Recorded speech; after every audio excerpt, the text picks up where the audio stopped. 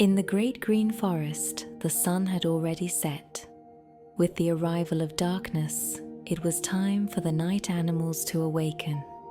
Owl Nuna glided through the sky in a few gentle circles, then descended toward the burrow of her friend, Pino the hedgehog. She hadn't seen Pino for several nights and had missed him very much. But when she looked inside his burrow, he wasn't there. She felt a little sad. He's probably out looking for food, she thought. Just then, she heard a rustling sound coming from the bushes ahead of the burrow. Nuna immediately spread her wings and focused her attention. There he was, Pino. "Pino, what are you doing?" she asked, feeling happy to finally see him. Pino hadn't noticed Nuna's arrival. "Oh, Nuna, is that you?" he said in surprise. "Well, I wanted to give you a gift. I hid it in these bushes.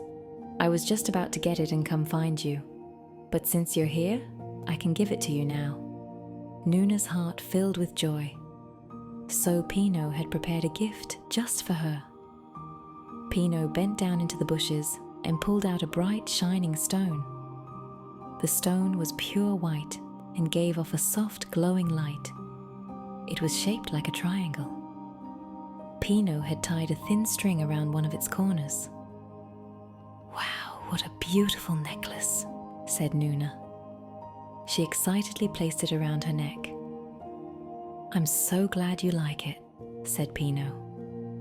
"I found this stone in the forest last night, and I thought it would look perfect on you." Then he smiled.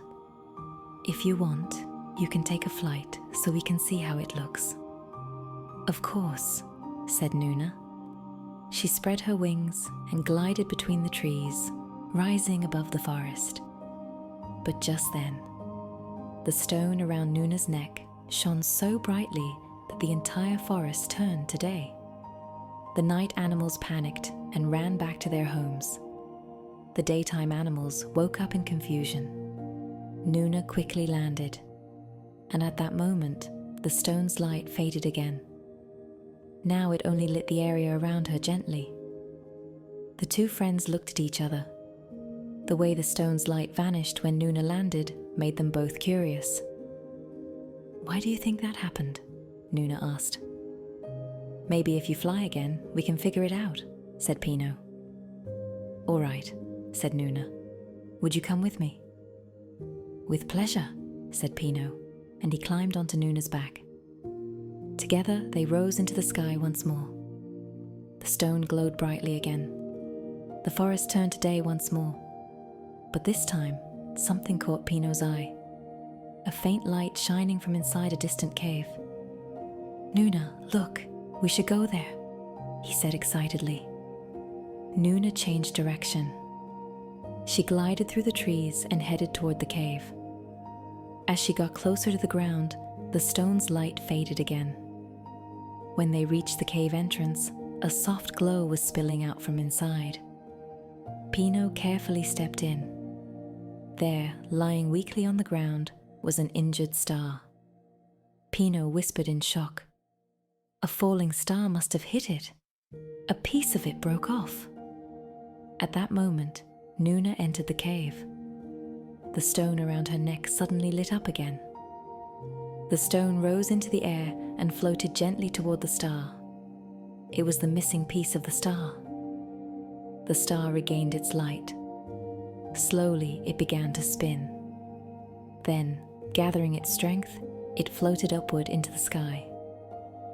As it rose, the forest lit up once more. But when the star returned to its rightful place, everything went back to normal again. Pino and Nuna looked at each other. Seeing the star return to the sky made them both incredibly happy. But Pino felt a little sad too. The necklace he had given Nuna was gone. Noticing this, Nuna smiled and said, "Did you see how beautifully it shone when it found its missing star piece? For me, you are the piece that lights up my heart, my dear friend." That night, the stars sparkled brightly in the sky. and in the forest below, two small hearts glowed quietly along with them.